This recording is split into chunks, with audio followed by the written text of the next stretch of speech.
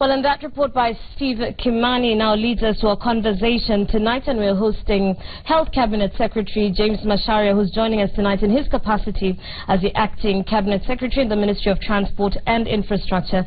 Thank you so much, sir, for joining us. And we'd love you to be part of that conversation. Join us on Twitter at Citizen TV Kenya, at Terry Anchebet, and the hashtag is Sunday Live. And you'd like to send us a message as well, use the number 22422. CS, thank you so much for joining us on Sunday Live. Let's begin by a quick update on what's going on in the standard gauge railway project. I understand about 6 locomotives arrived last month. We're expecting 4 by the end of December. Where are we now?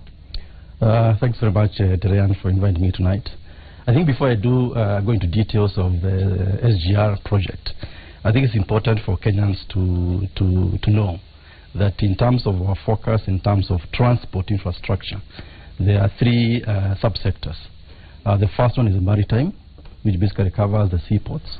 In this case, we are focusing on Lamu and Mombasa. And then we have what we call overland, which is basically the railways and the roads. And then lastly, we have the aviation, which is basically, air transport. Now, in terms of our going into SGR, I think you have to look back to see why did we actually get into this project in the first place, before you even discuss about the status of the project. Now, as you know, Mombasa Port has been growing very, very fast.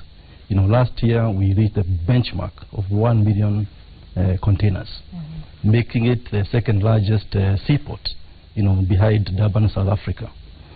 Now, because of that, we had to now do the second container terminal, which will be completed in February next year. By doing that, there will be an additional 450 additional containers. Now, 1.5 million containers need to be offloaded and taken into the countryside, taken to the country's border in Kenya, and so you could not have done it by roads. And so, in our planning, we had to put this railway into perspective, because the railway, of course, will be able to take off a lot of these loads which are coming by sea, and take them to Nairobi, and then eventually to these other countries in the region. Now, in terms of SGR, we have actually done very good progress. We achieved very good progress. As of today, I was told is between 55 and 60% complete. And even more significant, we have actually now started laying down the actual railway. You saw those big wagons with their dumping wagons, and they started actually down the railway as about 8 days ago. As of today, they've done 6 kilometers of the rail. And talking to the engineers, they have confirmed that the target is to do 1.5 kilometers every day. And so the target, which was set for June 17, clearly will be met. All right. How's the financing going so far? I know at the start of the project, 85% was to be funded by the Exim Bank of China, 15% was to be funded through the Kenyan government. How is the current situation? How much has the government used so far? I think both parties, both the Exim Bank, the lender, and the Kenyan government so far have made their obligations. As of today, we have drawn down 104 billion shillings, which is about $1 billion. From this, lender.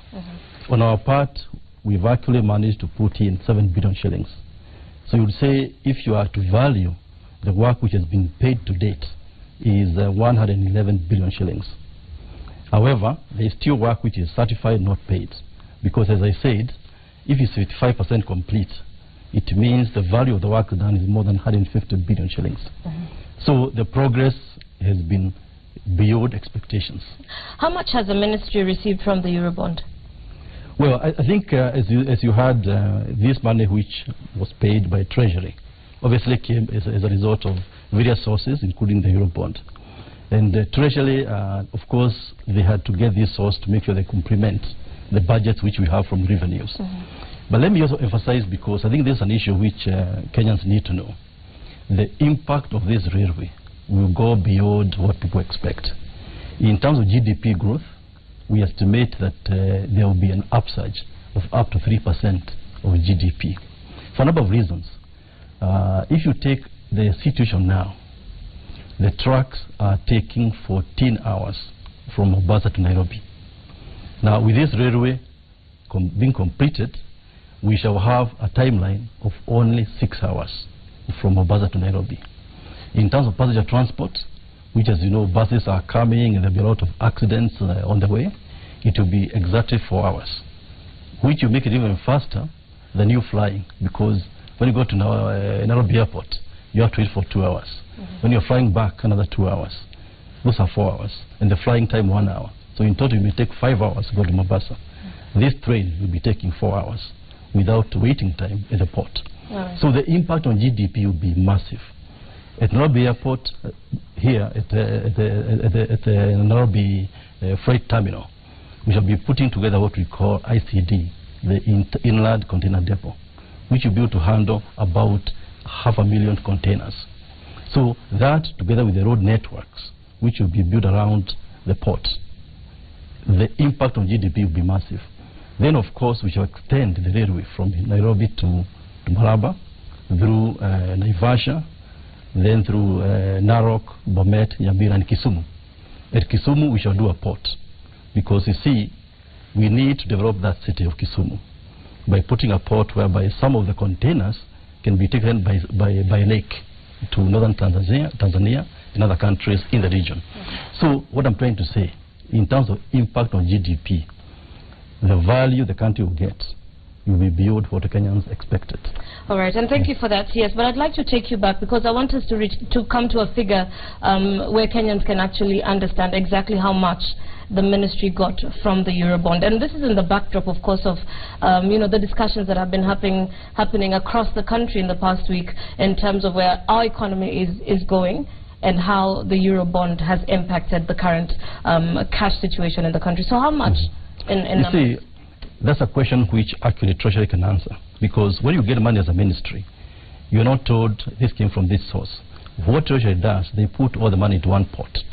You know, both taxes, both borrowings from overseas lenders, it's put in one pot. What is important is to know that Treasury has funded this project. As I said, you know, from the lender, Exim Bank, we got, so far, we've done about 104 billion. The most important thing is to know that Treasury, through the various sources, have put their resources together and then funded all these projects which we are talking about. And are our spending priorities right? You know, all these projects you've talked about, and Steve Kimani alluded to them in his report earlier, the Lamu Port, the Lamu Corridor, Lapsit, the Standard Gauge Railway, all of this highly capital-intensive projects. Did they all have to be done at the same time, considering how much money it's going to take? I think it's important to put things in perspective. For a period of time, we did not actually invest in infrastructure. And so we lagged behind for almost 20 years in a certain period of time of our history. And so to catch up, we did have to do these things. And also, it's important to mention one thing. There is not one single country globally which has ever developed without putting infrastructure in place. You just need to go to the Far East, countries like Singapore, Japan, you know, South Korea, or Europe, or you go to the US, or even South Africa. There is no country which actually developed without infrastructure. So we lag behind, but now we did have to accelerate. The important thing is that these are productive assets. There will be dividend coming back, both in terms of accelerated development, which will bring more revenues in terms of taxes. There will be more investment in this country. And look, investment in transport infrastructure is almost like, say, our bodies. Without the blood vessels, you know, the arteries, the veins being taken care of, the body will not function. So in terms of rail and in terms of road network, that must be done if the country is going to function. Talking of playing catch-up, you know, one would argue that the government is playing catch-up at the expense of Kenyans, you know, keeping in mind what has happened in recent weeks and the high interest rates. But my question is, you've talked about all this, you know, impact to GDP, increased trade, which is a fact based on the infrastructure developments. But when do we as Kenyans begin to see the benefits of this infrastructure? Well, already it's happening. For example, like I said, if this project, the SGR, is completed in June 17, then you have instant, you know, returns.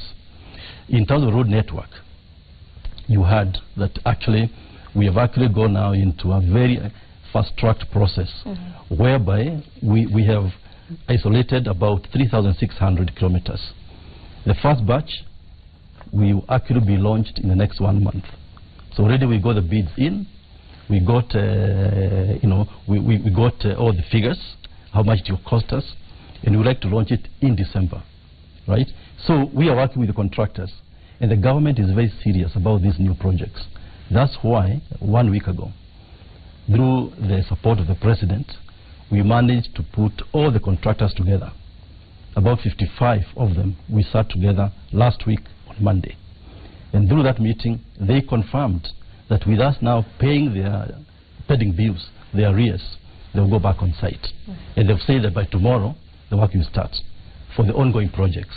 That will be important because before we go to the next phase, which will be from December next month, then we would like to, the entire country to start feeding the benefits. And for roads, the target is to go into the mashinani. You know, the rural roads, initially, about 3,600, because that's where the GDP of the country is lying. The tea farmers, the coffee farmers, you know, they will have more access to the markets by us developing this, these roads. The 10,000 kilometer promise by the Jubilee government seems to be taking longer than expected. It is not, because the 3,600, which I just mentioned, is part of that. So it has already started. And I know people asking about what happened to annuity programs. Nothing has changed. All we did is we have tweaked the concept so that within the 10,000 kilometers, which was going to take a lot in terms of highways and, link roads in the cities, we have said that would be done, but of more priority right now is to make it that Mwananchi in the countryside, in the mountains, everywhere, they have access to roads. Patients, when they get sick, they can get transported to hospitals. Investors can go into the rural areas in the counties to invest because there is investment in roads. So that will be the first priority, and is taking the first 3,600 kilometers. All right. CS, critics are arguing that some of these infrastructure projects are not anchored necessarily on economic blueprints, but on election promises by the Jubilee government. Is that the right way to develop a country's infrastructure? No, clearly it's not, because I'll tell you, for example, if you take the first batch and the second batch, which are going to launch in the next 1 month, we have gone to every county. If we had a preference or bias, then of course we'll be maybe focusing in the cities, where there is a higher production, but we have targeted every county in this country. No county has been left out, whether productive or not, because we like Kenyans in terms of distribution of resources to have equal measure in terms of receipt of the benefits. All right. As we wind up, CS, some economists say that this project isn't justifiable, that the amount of money being put in will not be recovered, in perhaps tens of years. And my question is, do we have estimations in terms of earnings, projections in how much the standard gauge railway can impact the economy by when? If a project impacts on GDP up to 3%, if you compound that on an ongoing basis, it means it will take you less the time you're going to pay the loans to get your money back. Number one. Number two, you see, these projects are mainly regional. We signed what we call protocols, SGR protocol, with the 4 countries, Kenya, Uganda, Rwanda, and Southern Sudan. And the issue was to say you cannot develop, in isolation. So us, we are benefiting even more. Because what is happening, these countries, by using the SGR, it means the port of Mombasa gets the biggest benefit. That's why you're able to grow. And so our benefit is actually compounded. And then if you now combine that with what we are doing in Lamu, in terms of the LAPSET project, whereby that one we shall leave it to the private sector to do.